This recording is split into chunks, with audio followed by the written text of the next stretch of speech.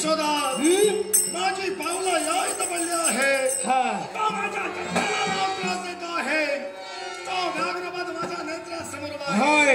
सुवर्ण संधी मी तुला देतो. अशी कोणती जगाचा असेल तर तू मला घारी चाल. पहिलीचा संधी मला देणारी कोण व्यक्ती तू? जागी तू आहेस.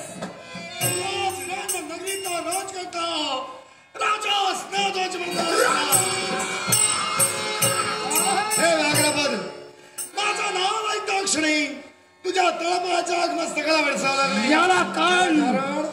याला कारण तुझी पितृदैवता तुझ्या पितृदैवतेनं माझ्या पूर्वजांचा केलेला घात आणि त्या घाताचा प्रतिशोध घेण्यासाठी मी चालोय. व्याघ्रपद पाश्चात्य गोष्टींची आठवण ठेवून त्या इतिहासाला उजाळा देण्याचं कार्य तुझ्याकडे मी केलं जातं. पण लक्षात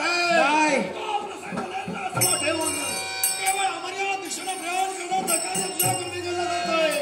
त्याला अस्थिरांजली म्हणतोय. नाही राजा, जोपर्यंत तू आणि तुझ्या कुळाचा सर्वनाश करत नाही तोपर्यंत व्याघ्रपद शांत बसावा.